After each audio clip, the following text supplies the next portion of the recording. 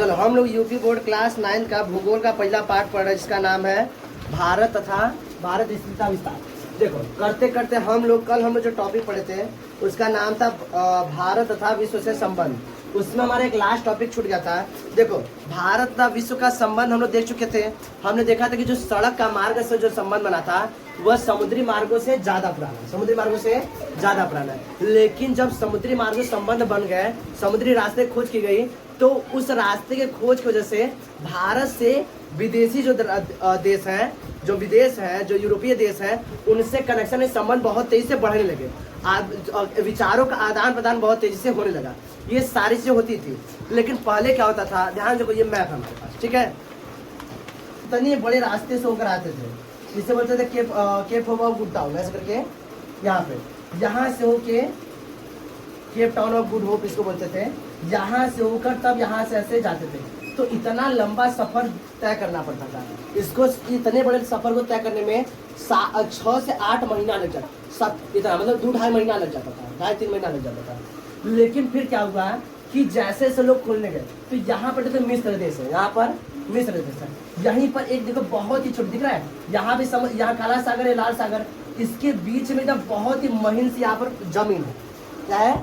बहुत ही कम जमीन है यहाँ पर। अभी दिखा रहे थे लोग पास से। यहाँ पर इसी को क्या, यहाँ पर क्या बना दिया गया? नहर बना गया। क्या बना गया? नहर। इसी को बोला गया स्वेज नहर। क्या बोला गया? स्वेज नहर। यहाँ पे दिखा रहे तुम लोग को, अभी समझा रहे, दिखा रहे स्वेज नहर यहाँ पर बनाएगा, तब दिखा रहे थोड़ी बात। देखो तो वही स्वेज नहर कब बनाया गया? 1869 में। कब बनाया गया? 1869। उस स्वेज नहर बनने के बाद भारत से यूरोपीय देशों के बीच की दूरी लगभग 7,000 किलोमीटर कम हुई। कितना? 7,000। अब आने जाने में समय क्या होने लगा? कम लगने लगा। अब जब समय कम लगने लगा तो क्या हो गया? लोग फटाफट एक जगह दूसरे जगह क्या होने लगे?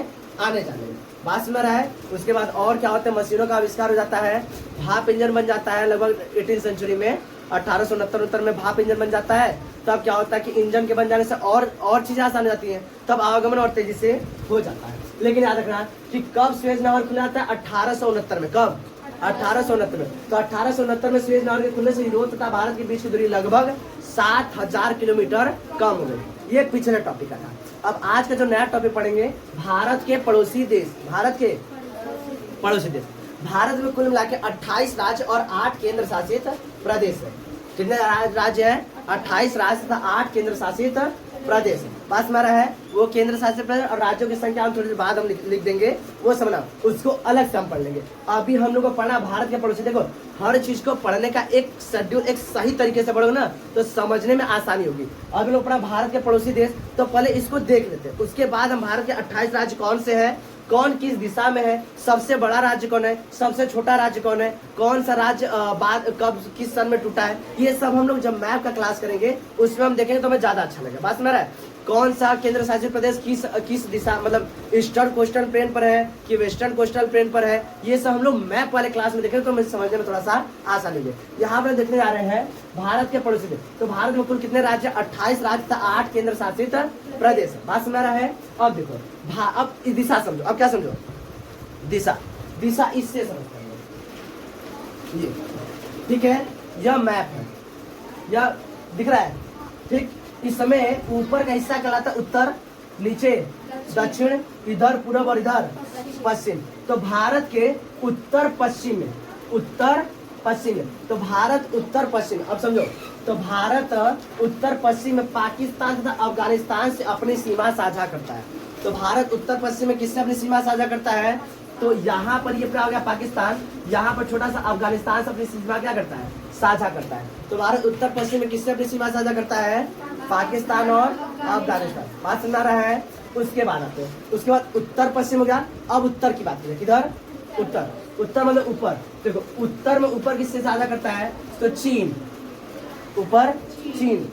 तिब्बत भी हुआ करता था एक देश जिसे साझा करता था, लेकिन 1959 में चीन ने उस पर कब्जा कर लिया, तो वो चीन का ही देश बन गया है। तो तिब्बत को हम नहीं लेते हैं, ठीक है। तो उत्तर में किस देश के साथ अपनी सीमा साझा करता है? चीन। उसके बाद यहाँ छोटा देश है नेपाल।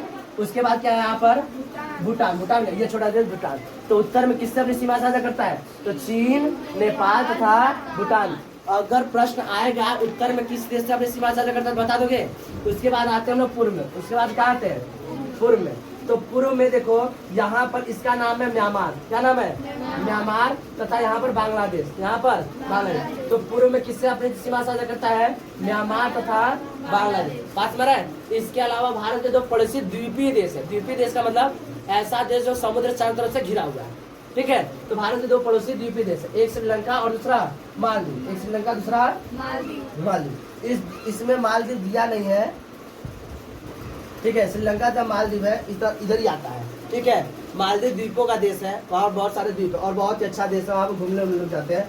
तो श्रीलंका तथा मालदीव क्या है, दो भारत के पड़ोसी द्वीपीय देश भी है, जो किधर है, हिंद महासागर। किसमें आते हैं, हिंद महासागर। बात समझ रहा है। इसमें देखो दिख रहा है, कहाँ गया, अच्छा यहाँ पर हम इधर देख रहे हैं, यहाँ पर मालदीव देश दिख रहा है, ये छोटा सा। बस में यहाँ तक समझने में किसी को दिक्कत तो क्या बताओगे। भारत में कुल 28 राज्य और 8 केंद्र शासित प्रदेश है। भारत उत्तर पश्चिम में पाकिस्तान तथा अफगानिस्तान से अपनी सीमा साझा करता है। उसके बाद भारत उत्तर में चीन तथा नेपाल का भूटान से अपनी सीमा साझा करता है। पूर्व में म्यांमार और बांग्लादेश। इसके अलावा भारत के दो पड़ोसी द्वीपीय देश भी हैं। कौन कौन से, श्रीलंका तथा मालदीव। यहाँ तक समझने में किसी को दिक्कत, बात समझ रहा है। इसको लिख लो फटाफट, इसको लिख लो। चलो ये इतना समझ में आ गया। अब आगे देखते हैं। अब ये थोड़ा सा याद रखना, ये सब तुम्हारा एमसीक्यू में आ सकता है। भारत तथा श्रीलंका के मध्य, देखो भारत और श्रीलंका एकदम नीचे दक्षिण में श्रीलंका है, तो भारत और श्रीलंका के मध्य छोटा समुद्री रास्ता, जिसे पाक जल संधि बोलते, क्या बोलते हैं, पाक जल संधि। पाकिस्तान में चले जाना। तो भारत और श्रीलंका के बीच छोटा समुद्री रास्ता, इसे क्या बोलते हैं, पाक जल संधि। इसमें पाक जल संधि तथा मन्नार की खाड़ी। अब प्रश्न आएगा, मन्नार की खाड़ी तथा पाक जल संधि किन देशों के बीच में है, तो भारत और श्रीलंका के मध्य स्थित है। अगला प्रश्न कैसे बन के आ सकता है कि मालदीव जो देश है, द्वीपों का देश है, यह लक्षद्वीप समूह के दक्षिण में स्थित है। कौन से देश में, कौन सी दिशा में, दक्षिण दिशा में स्थित है। अभी हम लोग देखे भारत और भारत के पड़ोसी देशों के सभी डायरेक्शन के साथ। अब हम लोग देखें कि उसको याद करने का थोड़ा शॉर्ट ट्रिक, ठीक है। कैसे याद करोगे, कैसे यार, बचपन में MBA किया, बचपन में MBA किया। ध्यान से देखो, सबसे पहले क्या गया, बांग्लादेश। क्या गया, बांग्लादेश, ये याद रखो देखो। फिर इसके बाद देखो च यानी चीन, ठीक है। प यानी पाकिस्तान, प यानी पाकिस्तान। उसके बाद न यानी नेपाल, ठीक है। फिर उसके बाद आएगा म्यांमार। उसके बाद क्या आएगा, म्यांमार। फिर उसके बाद आया भूटान। अमेरिका कहाँ से आ जाएगा जी, अफगानिस्तान और अमेरिका, उसका अफगानिस्तान। ये भारत के क्या है, पड़ोसी देश है। यह देखो, ये दो तरह से काम आता है। एक इस तरह से भारत अपनी सीमा, भारत किस देश से अपनी सबसे लंबी सीमा को शेयर यानी साझा करता है। तो सबसे पहला कौन है, बांग्लादेश। तो भारत अपनी कौन सा पड़ोसी देश जिससे भारत की सीमा सबसे लंबी सीमा सटी हुई है, तो बांग्लादेश। उससे छोटा कौन है, चीन। उससे छोटा पाकिस्तान, उससे छोटा नेपाल, उसके बाद म्यांमार, उसके बाद भूटान, उसके बाद अफगानिस्तान। सबसे लंबी सीमा किससे साझा करता है, बांग्लादेश से। सबसे छोटी सीमा किससे साझा करता है, अफगानिस्तान। बात सुन रहा है। यह दो तरह से, सबसे पहला भारत के पड़ोसी देश कैसे याद रखोगे, तो ये दिशा के साथ हम लिखवा देंगे। यहाँ तक समझने में इसको दिक्कत। इस तरह से हमारा भूगोल का क्लास 9 भूगोल का पहला पार्ट होता है समाप्त। बात सुन रहा है। कल इसका टेस्ट रहेगा, कल टेस्ट दोगे तुम लोग। चलो आज इतना लिख लो।